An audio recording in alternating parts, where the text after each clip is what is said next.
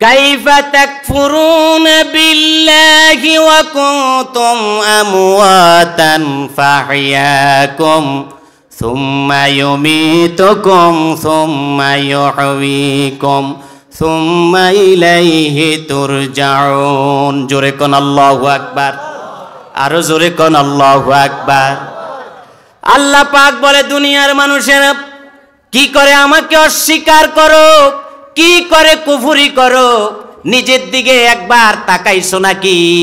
আল্লাহ পাক বলেন তুমি তো ছিলে মৃত, মরা ছিলে, আমি আল্লাহ পাক তোমাকে জিন্দা করলাম। ও দুনিয়ার মানুষেরা, আবার তোমাকে আমি মৃত দিলাম, আবার তোমাকে আমি জিন্দা করব, কথা কার? আল্লাহ পাক বলে আমি তোমাদেরকে মৃত অবস্থা থেকে জিন্দা করলাম, আবার এ জিন্দা থেকে আমি আল্লাহ মরা দান করব। আমরা এক সময় দুনিয়ায় ছিলাম না, আরশে আজিমের নিচে আল্লাহর রূহের জগতে ছিলাম। ওই জায়গায় আমরা যেই হালতে ছিলাম, আল্লাহ একদিন রূহ জগৎকে ডাক দিয়া বলে আলাস্তু বিরব্বিকুম, ও রূহ জগৎ শুনো, জগতের মধ্যে তোমাদের রব হিসেবে তোমরা আমাকে মানো নাকি? তোমাদের রবকে তোমরা মানো নাকি? তারা বলল কলু বালা, আল্লাহ আপনি আমাদের রব, আপনি ছাড়া আমাদের আর কোনো রব নাই। রূহের জগতে ওই অবস্থা একবার আল্লাহর সামনে স্বীকৃতি দিলাম। জমিনে 70 বছরের হায়াত দিয়ে আল্লাহ প্রেরণ করলো। এই প্রেরণের প্রক্রিয়াটা বান্দা কোনোদিন কল্পনাও করলো না। আমার আল্লাহ পাক রব্বুল আলামিন বলেন, বান্দারে তোমারে আমি যে রূহ জগৎ থেকে কোন জগতে পাঠাইছি চিন্তা করছো নাকি? খলাকাল ইনসান আল্লামাহুল বায়ান। কথা কার? জোরে বলেন কার? আল্লাহ বলেন খলাকাল ইনসান আল্লামাহুল বায়ান। ও বান্দা জানো, আমি তোমাকে সৃষ্টি করেছি, আর আমি আল্লাহ পাক তোমাকে কথা বলার ভাষা দান করেছি। বাঙালিরা আমরা যেভাবে বাংলায় কথা বলি, হিন্দি ভাষার লোকগুলি হিন্দিতে কথা বলে, ব্রিটেনের মানুষগুলি ইংরেজিতে কথা বলে, আবার ফ্রান্সের মানুষগুলি প্যারিস ভাষায় কথা বলে, আরবের মানুষগুলি আরব ভাষায় কথা বলে। সবাই আল্লাহর বান্দা, সবার ভাষা আমার আল্লাহ বুঝেন কিনা বলেন?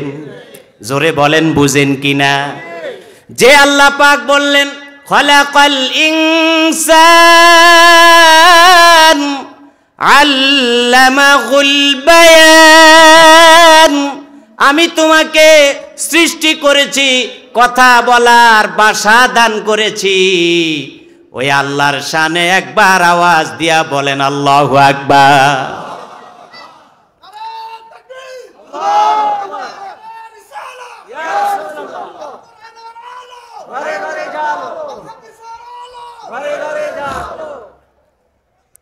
আল্লাহ ভাষা দিয়েছেন।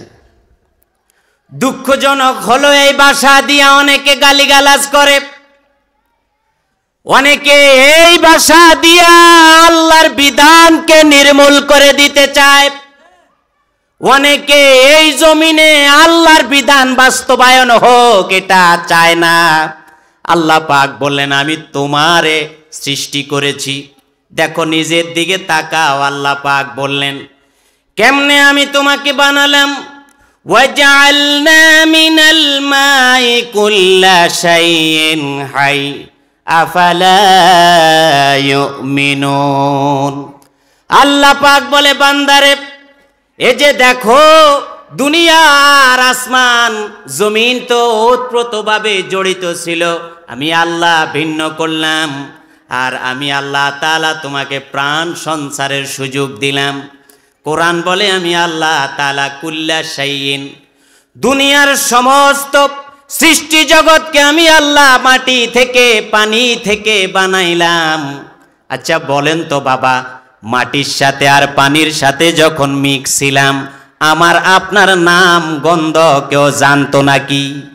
জোরে বলেন, জানতো নাকি? আমার বাবাজিরা, আল্লাহ পাক বললেন দুনিয়ার মানুষেরা, আল্লাযী আহসানা কুল্লা শাইইন খালাকাহু ওয়া বাদা খালকাল ইনসানি মিন তিন। আল্লাহ পাক বলে, জানো বান্দা, আমি তোমারে সৃষ্টি করেছি, আর আমি আল্লাহ তোমাকে কোন পদার্থ থেকে বানিয়েছি? আল্লাহ পাক বলে, আমি আল্লাহ মাটি থেকে বানিয়েছি। জোরে কন্যা সুবহানাল্লাহ। আচ্ছা, বনি ইসরাইলের উম্মতের মতো হইলে হবে না, একটু জবাব দেন না। আল্লাহ আমাদেরকে যে মাটি থেকে বানিয়েছেন, আমরা যখন মাটিতে ছিলাম, আমার বাপের পরিচয়, দাদার পরিচয় ছিল? আমার পরিচয় ছিল? কারো পরিচয় ছিল না। কোরআন বলে, আল্লাহ পাক বলেন, ওয়ালাকাদ খালাকনাল ইনসানা মিন সালসালিন মিন হামাইম মাসনুন। আল্লাহ পাক বললেন, বান্দারে শুধু মাটি থেকে বানাই নাই, আমি ঠনঠনা শক্ত মাটি থেকে আমি আল্লাহ আমার বান্দাদেরকে বানিয়েছি। আল্লাহু আকবার। একবার আল্লাহ বললেন, দুনিয়ার মানুষেরা, আমি মিনাল মাই কুল্লা শাইইন হাই। আল্লাহ পানি থেকে বানাইলেন, পানিতে তাহলে আমি ছিলাম। আবার বললেন মাটি থেকে বানালাম, আমি তাহলে মাটিতে ছিলাম। আবার আল্লাহ পাক বললেন সলসালিম মিন হামাইম মাসনুন, আমি আল্লাহ তোমাদেরকে ঠনঠনা মাটি থেকে বানিয়েছি। এবার আল্লাহ তাআলা বললেন, দুনিয়ার মানুষেরা শোনো, এরপর আমি তোমাদেরকে কই নিলাম। আচ্ছা, আল্লাহ তাআলা জমিনের মধ্যে যে আমরা বীজ বপন করি, এই বপন করা বীজের মধ্যে পানি দিতে হয়। এই পানি কার দেওয়া? জোরে বলেন, কার দেওয়া? আল্লাহর দেওয়া পানি দিয়ে বীজ বপন করে তারপর ফসল উৎপাদন করি। এরপরে ফসল থেকে ঘরে যখন তুলে নেই, আমরা এই ফসল খাই। এরপর আমার এই ফসল প্রথম মাটিতে ছিল, তারপর খাইলাম, রক্ত হলো, রক্ত থেকে আরেকটা পদার্থ বের হয়ে গেল। মানুষ সৃষ্টির জন্য আমার আল্লাহ মানুষের দেহের মধ্যে শুক্রকীট তৈরি করে দেন। এরপর এই জায়গাটা, এই পদার্থটা আবার নিজের গতিতে লক্ষ লক্ষ মাইল বেগে ছুটতে থাকে, বাবার পৃষ্ঠদেশে চলে আসে, রক্ত থেকে এটা তৈরি হয়। এরপর আমার আল্লাহ পাক বললেন, এটাকে আমি শুক্রকীট বানাই। এরপর মায়ের জরায়ুতে চলে যায়। এরপর কি হয় আল্লাহ পাক বললেন, এখনো কোনো নাম গন্ধ বংশ পরিচয় হয় না। কোরআন বলে, আল্লাহ পাক বলছেন, ইয়াখলুকুকুম ফি বুতুনি উম্মাহাতিকুম খালকাম মিন বা'দি খালকিম ফি যুলুমাতিন সালাসি। আল্লাহু আকবার। মায়ের জরায়ুতে 12 ইঞ্চি জায়গার মধ্যে এই বান্দা বড় হওয়া আরম্ভ করে, যার এখনো কোনো কৃতিত্ব নাই, কারো কর্তৃত্ব সেখানে চলে না। ও ভাই, যেই নেতার পিছে তুমি সময় দিলা, যে নেত্রীর পিছে সময় দিলা, তুমি কি ভাবছো জমিনের মধ্যে আসার পর ওই নেত্রীর সময় দিলে পার পেয়ে যাবা? আল্লাহ পাক তোমার বংশ পরিচয় তুলে ধরলেন, সৃষ্টি তত্ত্বের ব্যাপারে তোমাকে পরিচয় তুলে ধরলেন। আল্লাহ পাক বলে, ইয়াখলুকুকুম ফি বুতুনি উম্মাহাতিকুম খালকাম মিন বা'দি খালক ফি যুলুমাতিন সালাসি। আল্লাহু আকবার। মায়ের 12 ইঞ্চি জায়গার মধ্যে বান্দা বড় হওয়া আরম্ভ করে। এই জায়গায় যাওয়ার পর 40 দিন পর্যন্ত আল্লাহর ফেরেশতারা তারে সিকিউরিটি দেয়। 40 দিনের পর এটা আবার আরেকটা প্রক্রিয়ায় চলে যায়, রক্ত হয়ে যায়, রক্তের পর মাংস হয়ে যায়। আমার আল্লাহ বলে, ওই জায়গায় কয়টা স্টেপ পাড়ি দিলে? আল্লাহ পাক বলে, ওই জায়গার মধ্যে বান্দারে এই সামান্য 12 ইঞ্চি জায়গায় ও বান্দা 3টা অন্ধকার পথ তুমি পাড়ি দিলে, যেই জায়গায় কারো কোনো ক্ষমতা চলে না, আল্লাহ পাক বলে ফি কারারিম মাকিন, সুরক্ষিত জায়গায় আমি আল্লাহ তোমারে রেখেছি। ডাক্তারের হাত আছে নাকি এখানে? বাপের হাত, মায়ের হাত, কারো কোনো হাত নাই। কোরআন বলে, আল্লাহ পাক বলে ফি যুলুমাতিন সালাসিন, ও দুনিয়ার মানুষেরা কি করে আল্লাহকে ভুলে যাও? 3টা জায়গা এমন অন্ধকার যেখানে খাবার পরিবেশন করার কোনো সুযোগ নাই, কেউ খাবার দেয় না, কেউ ওষুধপাতি দেয় না, কেউ শোয়ার ব্যবস্থা করে না, কেউ পরিচর্যা করে না। ওই 3টা অন্ধকার জায়গা আমি আল্লাহ তোমাকে নিরাপত্তা দেই। এরপরে আল্লাহ রাব্বুল আলামিন বলে, ওই জায়গায় 120 দিন যাওয়ার পরে আসমান থেকে একজন ফেরেশতা এসে যায়, বান্দার কাছে এসে রূহটা ফুঁকে দেওয়া হয়। তখন থেকে মা বুঝতে পারে মায়ের দেহের ভিতরে আরেকটা মানব সন্তান জন্ম নিয়েছে। ফেরেশতাকে আল্লাহ রাব্বুল আলামিন অর্ডার দেয়, ও ফেরেশতা, এর হায়াত লিপিবদ্ধ করে দাও, এর রিজিকটা লিপিবদ্ধ করে দাও। এরপরে আমার বান্দা কতদিন বাঁচবে তার তকদিরটা এবং তার সীমা রেখা লিখে দাও। আল্লাযী খালাকাল মাউতা ওয়াল হায়াতা লিয়াবলুয়াকুম আইয়ুকুম আহসানু আমালা। আল্লাহু আকবার। আল্লাহ পাক বললেন যে আমি তোমাদেরকে সর্বপ্রথম মৃত্যু দিয়েছি। কি দিয়েছি? মৃত্যুর পরে আমি আল্লাহ তোমাদেরকে হায়াত দিলাম। এই হায়াত দিয়া তোমাদেরকে আমি পরীক্ষা করব বান্দা। জমিনের মধ্যে 60 বছর সময় তো কাটায়া গেলা, 70 বছর সময় তো কাটায়া গেলা, আমার জন্য কয়টা দিন ব্যয় করেছো?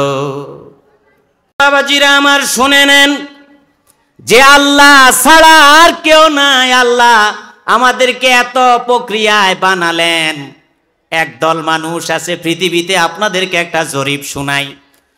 পৃথিবীতে এখন বর্তমানে 800 কোটি মানুষ বাস করে, তার মধ্যে 300 কোটি মানুষ আল্লাহর পরিচয় পেয়েছে, আর বাকি 500 কোটি মানুষ এখনো আল্লাহর পরিচয় পায় নাই।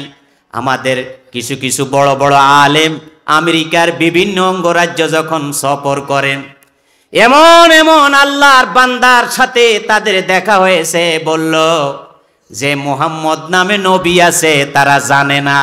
জোরে একবার আওয়াজ দিয়া বলেন নাউজুবিল্লাহ। এখনো নবী এসেছে হেদায়েত নিয়ে, তারা জানেই না। সৃষ্টির ব্যাপারে, স্রষ্টার ব্যাপারে ওই বান্দাদের কোনো খবর নাই। কেউ কেউ এমনও আছে যে ঈসা আলাইহিস সালামকে আল্লাহর পুত্র বলে। এখন আমরা তো বাবার পৃষ্ঠদেশ থেকে প্রক্রিয়াধীন হয়ে আরশে আজিম থেকে মাটিতে, মাটির পরে বাবার পৃষ্ঠদেশে, এরপরে আবার মায়ের যেখানে সন্তান জন্মগ্রহণ করে ওই জায়গায় ট্রান্সফার হলাম।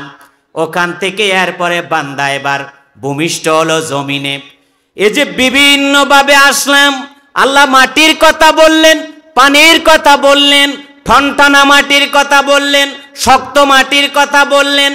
এখন প্রশ্ন হলো, খ্রিস্টানরা যে আল্লাহর পুত্র ঈসা আলাইহিস সালামকে বলে, আর ইহুদিরা মুসা নবীকে তারা আল্লাহর নবী বলে, এবং আদম আলাইহিস সালাম তিনি দুনিয়ায় এসেছিলেন, তিনারও তো বাপ নাই, সর্বপ্রথম তিনি মানুষ এবং নবী। জোরে আওয়াজ দিয়া বলেন সুবহানাল্লাহ। এখন প্রশ্ন হলো, হুজুর কোরআন শরীফ থেকে তো বললেন মানুষ পানি থেকে আসছে, মাটি থেকে আসছে, শুক্র কীট থেকে আসছে, বিভিন্নভাবে আসছে, তো 2 জন নবী তো আসছে, তাদের তো বাপ নাই, তারা আসলো কেমনে? প্রশ্ন জাগে না? কোরআন বলে, আল্লাহ পাক বলে, ইন্না মাসালা ঈসা ইনদাল্লাহি কামাসালি আদম খলাকাহু মিন তুরাবিন সুম্মা ক্বালা লাহু কুন ফায়াকুন। আল্লাহু আকবার।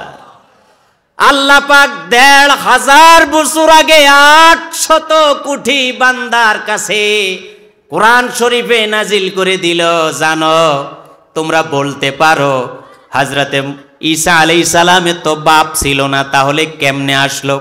আদম নবীরও তো বাপ ছিল না, কেমনে আসলো? আল্লাহ পাক বলে, জানো, ঈসা এবং আদমের ব্যাপারে আমি জানিয়ে দেই। ও বান্দা, জানো, খলাকাহু মিন তুরাব, আমি ঈসা এবং আদমকেও মাটি থেকে বানিয়েছি। জোরে কন্যা সুবহানাল্লাহ। আপনারা বেজার হন নাকি? আল্লাহ বললেন যে তোমরা প্রশ্ন করবা যে আদম আলাইহিস সালাম এবং ঈসা আলাইহিস সালাম পৃথিবীতে বাবা ছাড়া আসছে। দেখেন, হযরতে ঈসা আলাইহিস সালাম যখন জমিনে আসলো, তখন তার মা ভয় পেয়ে গেল, আরে এই সন্তান নিয়ে আমি কেমনে আল্লাহ মানুষের সামনে পরিচয় তুলে ধরব। আমার ভাইরা, আমাদের মুহতারাম এসে গেছেন, তো যে কথাটা বলতেছিলাম ওদিকে আর যাচ্ছি না। তা আল্লাহ রাব্বুল আলামিন হযরত আদম আলাইহিস সালাম এবং হযরত ঈসা আলাইহিস সালামকেও মাটি থেকে বানিয়েছেন। জোরে কন্যা সুবহানাল্লাহ। দেখুন, আপনাদের সামনে আমার একটা কথা, কওমি আবুদুল্লাহ, নবীদেরকে জাতির কাছে, জনপদবাসীর কাছে কাছে আল্লাহ পাঠায়া আল্লাহর পরিচয় তুলে ধরার ব্যাপারে সতর্ক করেছে। এখন আমিও আপনাদের একজন ভাই কাছের, আপনাদের কাছে আমি জানতে চাই, আমরা কি আল্লাহকে রব হিসেবে মানি? জোরে বলেন, মানি? আল্লাহকে রব হিসেবে মানতে হলে আলাস্তু বিরব্বিকুম যে স্বীকৃতি দিয়ে এসেছি, আলা লাহুল খলকু ওয়াল আমর, যেই সৃষ্টিকর্তা আমাদেরকে সৃষ্টি করেছেন, সেই স্রষ্টার বিধান আমরা কি মানতে রাজি আছি? জোরে বলেন, রাজি আছি? আপনাদের সামনে একটা মুখ্যম সময়, ৫৩ বছরেও আর আসে নাই। মসজিদে ফজরের নামাজে মানুষ না হওয়ার একটা কারণ এটা, রোজাদারের সংখ্যা কম হওয়ার একটা কারণ এটা, ফির থেকে মুরিদ পর্যন্ত সুদখোর হওয়ার একটা কারণ এটা, ইমাম থেকে মুসল্লি পর্যন্ত আমরা সব সুদের মধ্যে আবদ্ধ হয়ে আছি। যাকাত ভিত্তিক অর্থনীতি আমাদের নাই। কারণ হলো আল্লাহকে রব মানি, কিন্তু সে আল্লাহর বিধান মানতে আমরা রাজি না। আগামীতে মোক্ষম সময়ে আল্লাহর বিধান পালনে আপনারা কি দিনের পথে আছেন? জোরে বলেন, আছেন? কোরআনের পক্ষে থাকবো, আল্লাহ আমাদেরকে কবুল করুক। জোরে কোন আমিন। এখন কিন্তু সময় এসেছে ঈমানের পরিচয় দেওয়ার। আপনারা কি পরিচয় দিবেন তো? ইনশাআল্লাহ। আল্লাহ কবুল করুক।